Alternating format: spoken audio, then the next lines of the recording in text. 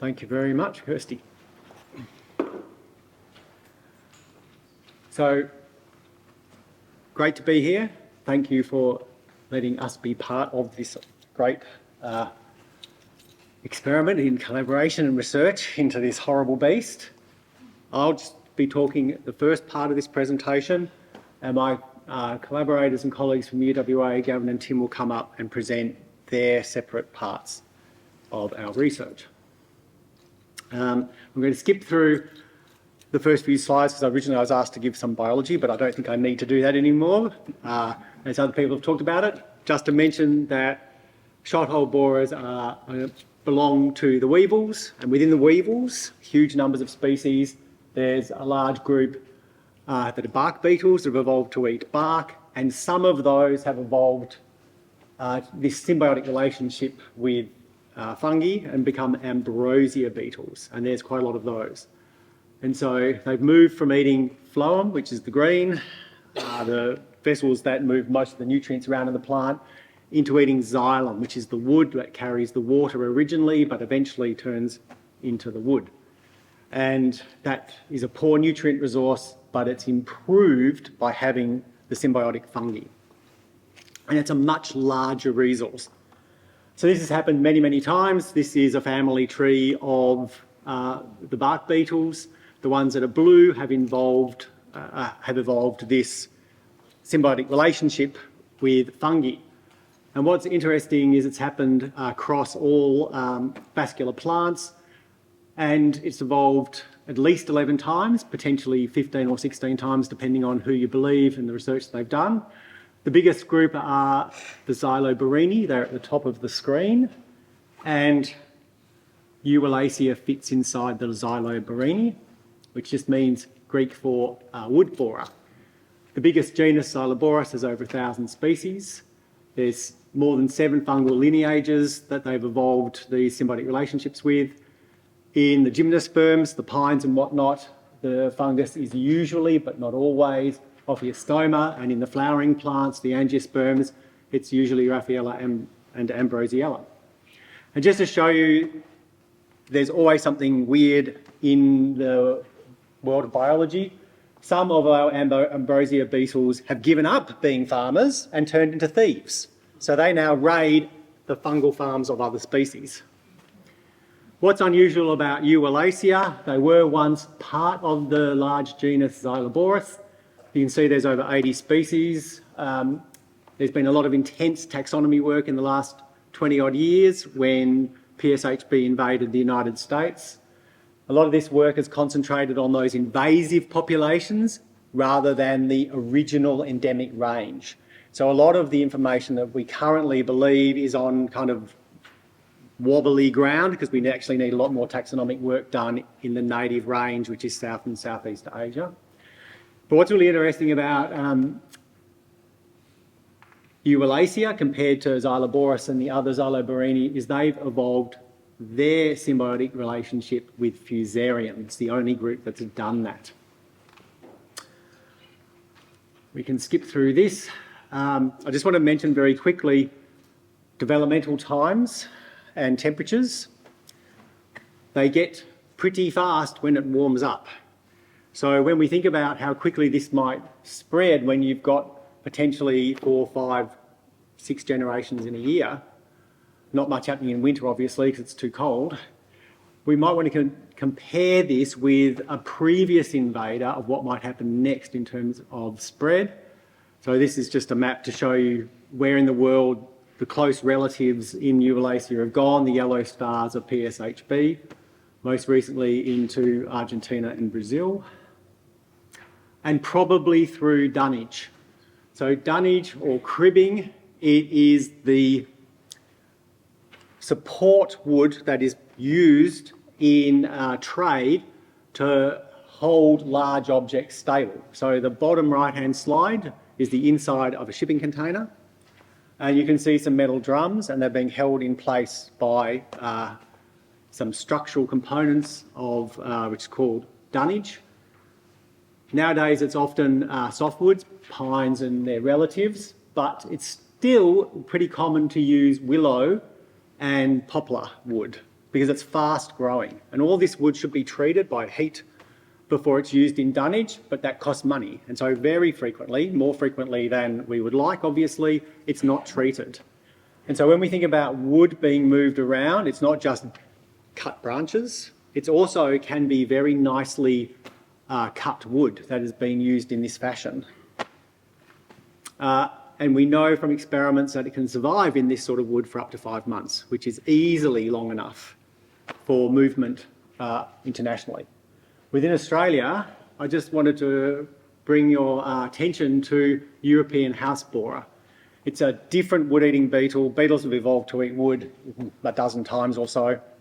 So this is not related at all to shot-hole borers, but it got to WA about 20 years ago. And it's a longicorn beetle. It eats dead pine wood, any coniferous species. Probably got brought to WA in furniture. And this map, which I downloaded off the, or screenshotted off the DPIRD website, I love these maps on the DPIRD website, shows you where it is currently found. And it's a slow breeder because it eats dead pine wood that's got almost no nutrient in it, so they have very long reproductive times. But the pine wood is being moved around, possibly as furniture as well, and you can see it's been moved north and south out of Perth, as well as spreading around the suburbs of Perth in that time. So it can give you an idea about how that human movement can really move the beetle a long way. On to the research we're going to be doing. These are the work packages: dispersal and behaviour, chemical ecology, novel control, and community engagement. So I will talk about dispersal behaviour and novel control before Gavin and Tim take over. So why us? We've been working on invasive species for a very long time, mostly wood-eating insects, all sorts of different types of controls, but also invasive plants, and worked in a lot of places around the world. The first thing we will look at is dispersal, behavioural and survival. So what do we know at the moment? So if we look across all types of ambrosia and bark beetles, there's intensive research effort on approximately 25 species. There's only actually been one paper ever on PSHB, and at the time it was thought to be PSHB, but we now know it's one of the close relatives of PSHB.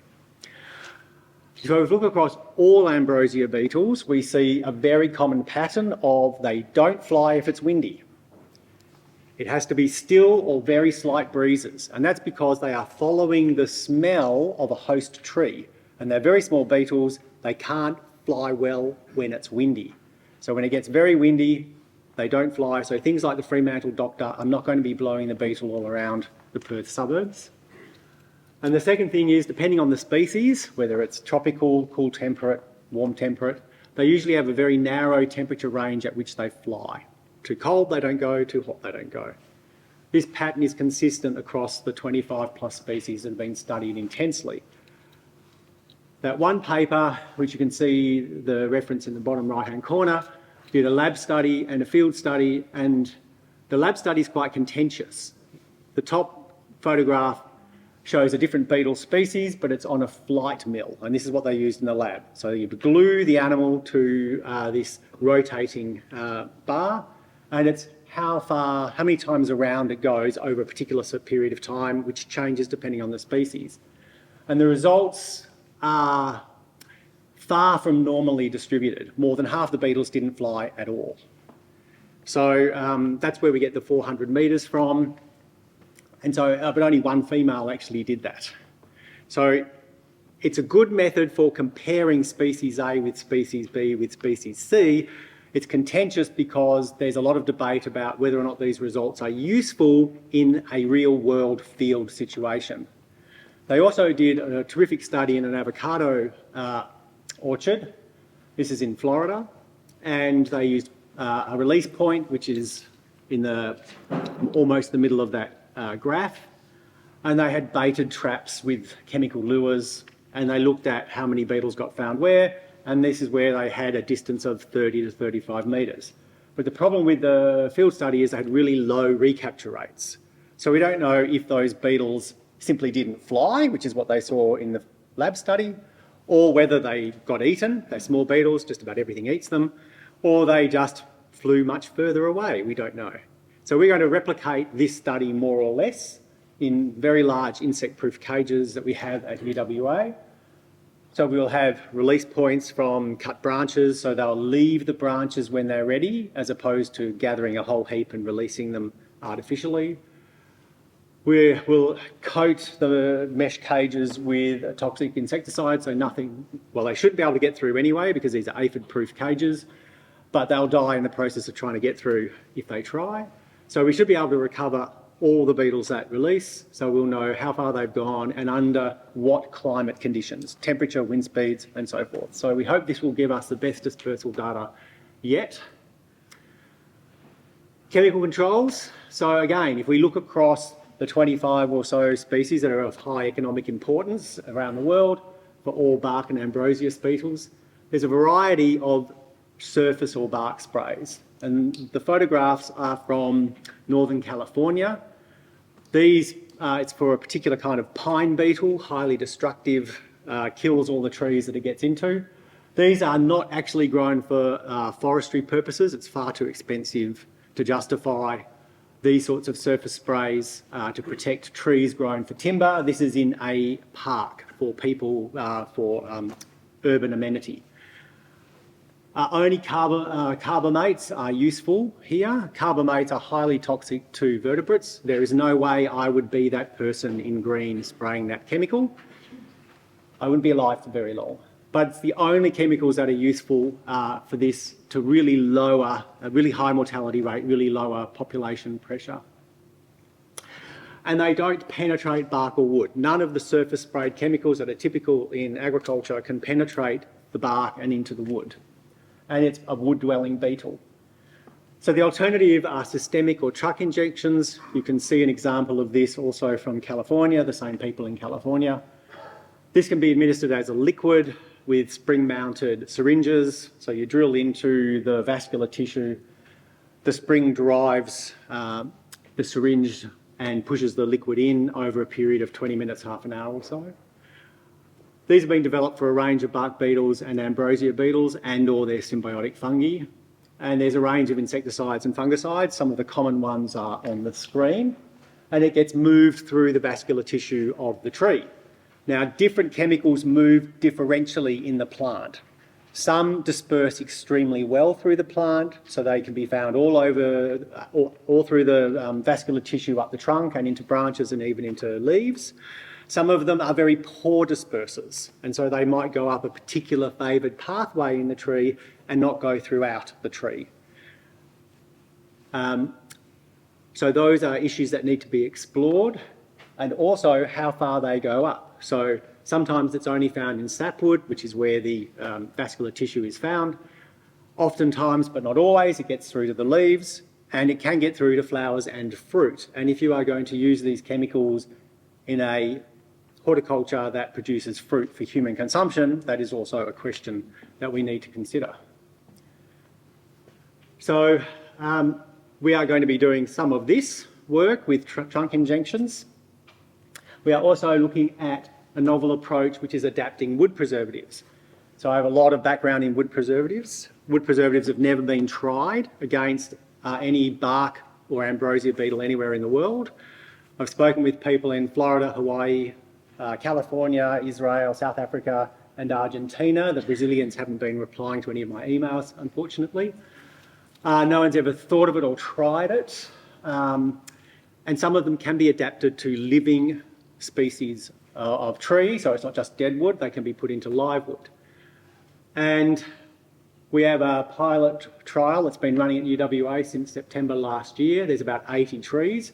You'll remember from Vincent's map, Netherlands is one of the most heavily impacted suburbs in Perth, and UWA's main campus is in Netherlands, and not surprisingly, UWA has a lot of infested trees. So Nick Arnold he's gone back to the UK, unfortunately. He was our consultant arborist treating trees on campus. 80 trees, 22 species, and we've had some really exciting and promising results so far. The chemical, our main chemical of interest, moves through the wood and it kills the beetle and it kills the fungus. We will be making announcements about this soon. With biological control, there are previous approaches. People have found a parasitic braconid wasp, which is the beastie you can see on the top right-hand side, that attacks PSHB and other related borers.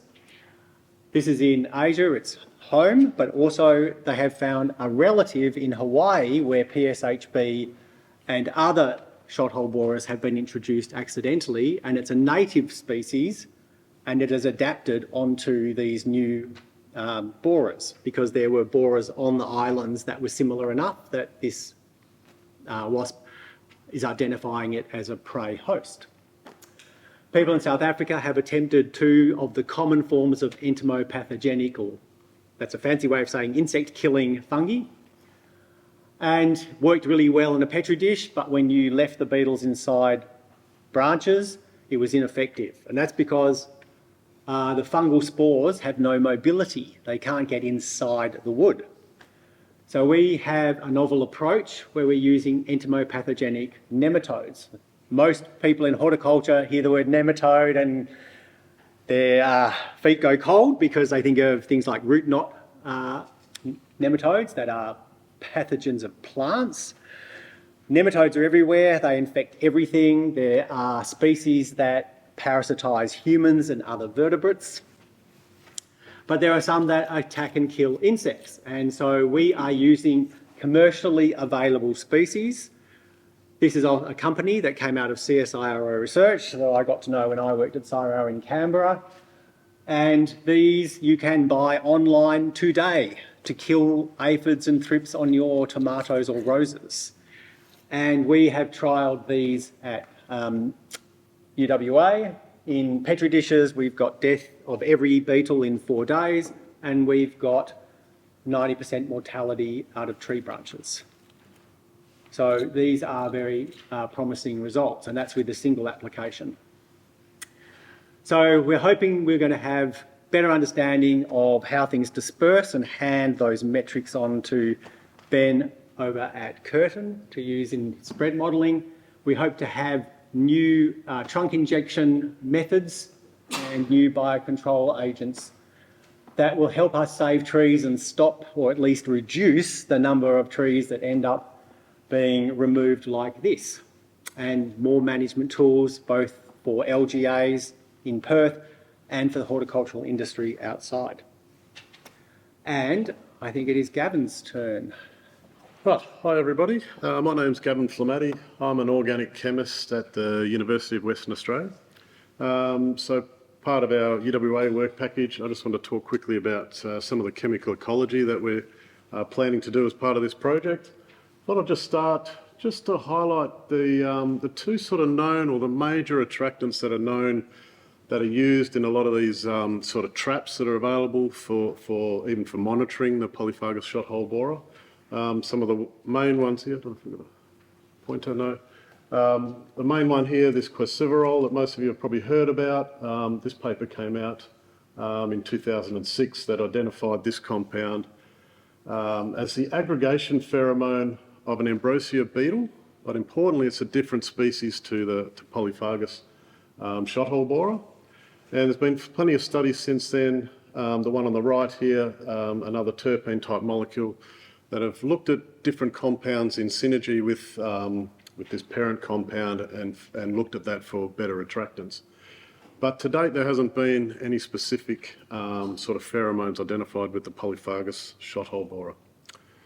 So just a little background about myself. I've been leading sort of a project at UWA for the past 15 years or so with Professor Rod Peakle from ANU, looking at some of our native orchids from WA. These native orchids like the Drachea hammer orchids, Cryptostylus and Caladinia spider orchids, they're pollinated by a mechanism known as sexual deception. Okay, so these orchids basically emit pheromones that mimic the sex pheromone of their pollinating wasps, as you can see in this photo on the left here. This male wasp is being duped by this flower, thinks it's coming into a female wasp, and the key to this interaction is the chemistry. Okay, so I apologise for all the chemical structures, but These are ones, part of quite a few now that we've managed to solve from our WA orchids, and we're uncovering quite unique sort of chemistry, quite different to other parts of the world, and just showing we've got quite a bit of experience looking at plant-insect sort of interactions. So that's where we want to take that sort of knowledge and now apply that to this particular problem. So we rely on the biological sort of observations a little bit to then look into our chemistry. So in terms of finding new attractants or repellents, I just saw the other day there's a nice document on the DPIRD website now showing all these different tree species around Perth, some that are more susceptible than others, and we're really keen to sort of look at those and just assess the chemistry of what makes the tree more attractive versus one that might be more resistant to attack by this beetle.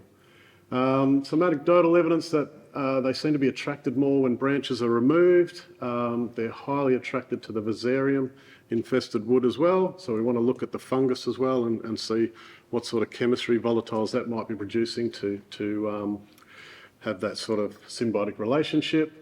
Plus, we're very keen to look at the individual pheromones, whether they're the sex pheromones or aggregation pheromones that are specific to the beetle, specific to WA, because that might be different to other parts of the world. So just as an example, just to show you some of the things we can do, this is from a paper where they're using this technique called SPEME. You don't really need to know what that means other than we can put a piece of wood or a fungus or even the beetle in some sort of apparatus and sort of put in this particular fibre that you can see on the very right here. I've got an expansion of this. This is like a needle, but within that needle is a particular chemistry that's very good at absorbing volatiles from that headspace. So if we, in the schematic we've got here, if we put in different types of tree branches, blow a bit of air through, we can trap the volatiles that sort of wood is emitting. And the beauty of this technique is we can take that to one of our fancy machines that goes ping, inject it, I think I've got this coming up, inject it into the machine, and that allows us to get a bit of a snapshot of the chemistry of those different samples that we want to look at. So here's an example where this group here has used a particular instrument known as GCMS. They've separated all those volatile components into their individual compounds. The ones that are identified here, you can see 1 through to 12, have mostly been identified by matching to a library of known compounds. But you can see there's still a number of compounds that haven't fully been identified out of that mixture. And that's something we specialise in a little bit. We're pretty good at sort of isolating new compounds, isolating them in pure form, and then doing other sort of analytical techniques to work out their structure. We also do a lot of chemical synthesis to prove. So once we think we've got the identification of a particular compound, often we need to synthesise it or get a standard if it's available. So we do a lot of chemical synthesis and chiral resolution to actually confirm the absolute configuration of individual compounds. Just to give you an example, this is one of our rare sort of Drachea, the dwarf Drachea hammer orchid, one we solved a few years ago. We've synthesised a group of compounds, so we've done this reaction, and if you look at the structures on the right, they're pretty much very similar, except they differ in their three-dimensional geometry, basically, okay? And so we need to then work out what is the accurate absolute configuration of the individual compound. That's the attractive constituent. We do that with chiral resolution sort of techniques. So in this particular example, you can see compound C, in terms of our orchid extract versus our synthetic material, the peaks are lining up, so we're able to confirm which is our active constituent. We can then do other techniques, X-ray crystallography in particular, to confirm this structure. And then the key to all this is some sort of bioassay. So when we put these particular compounds on a pin, we can see that the male wasp thinks it's coming into a female. There's no flower sort of in this particular example, but we've got the pure chemistry showing that this compound is working. So we can do chemical synthesis. If there is something from the fungus that is attractive as well to some of our bioassays, there's also the option of doing transcriptomics to locate biosynthetic genes, which then can perhaps develop a bioproduction process to make those particular compounds as well. Okay, so once we've got pure compounds in hand, we can then really confirm their attractiveness and their repellence activity using olfactometry or behavioural bioassay techniques. And we can put blends together just to test for synergistic effects. So as an example, this group in South Africa were doing wind tunnel experiments, and they've shown that a lot of terpenes that come from this particular Mexican tree daisy plant have shown that some of these terpenes are quite attractive to the South African shothole borer. So I'd be keen to sort of look into that a bit more as well. So in terms of our outcomes, again, if we can find better attractants, we can use them for better monitoring, and sort of that might inform the spread models that Ben at Curtin might be doing. So this is the sort of key take home from our work is better monitoring might help with more preventative control as well if we can find attractants to make better traps. There's also the option of having better repellents that might be able to be used to protect trees and make them more environmentally sensitive. So yeah, new management to save trees. All right, that's the chemical ecology. I'll now hand over to Tim. Okay, hi, I'm Tim Kurtz. I'm a social and environmental psychologist, also from the University of Western Australia. And I'm just going to talk very briefly about the community engagement work package that's part of our proposed program of research.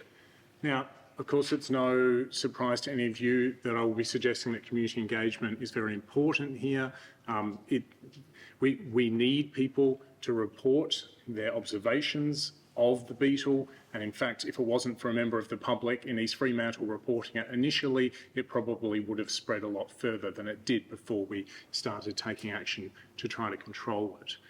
Okay, so however, although public reporting is a principal method of detection, there is a growing resistance amongst people to report their trees because we know from work that many people have done, including my own lab, that people in Perth really love and value their trees. And so what we have here is a bit of a classic commons dilemma where we're essentially asking people to act in a way that goes against at least their perceived individual self-interest in order to bring about something that's in the collective good. And of course, this becomes even more challenging to get people to act against their personal interests for the public good as the media start reporting a move away from this kind of war footing around this. And we can see headlines such as WA loses the war against an invasive pest. So what we have is a real social psychological conundrum here as to how we keep people engaged with this going forward as we move towards containment rather than eradication. So why are we the people to be doing this research? Well, the lab that I lead is basically the leading social and environmental psychology lab here in the state, and we've been developing a range of cutting-edge methodologies that I'll be talking to you about briefly in a moment that are perfect for investigating the kind of phenomena that we're talking about here. And we've been involved in a range of government environmental policy projects over the years, both locally, some of these ongoing at the moment, for example, with DIWA, and also some other projects internationally as well. So what are we going to be doing then from a social psychological perspective? Well, the first thing that we hope to do is to qualitatively map current community sentiment and understandings around PSHB. Okay, we think it's really important to get a sense of how people out there in the community are actually thinking about and talking about this issue. We have these conversations in here amongst people who know a lot about it and are highly concerned. But if you go out there and ask, your hairdresser or someone at the school gate or someone else around the place about this, often people will say, "Shothole what? I have no idea what you're talking about. I'm not worried about that at all."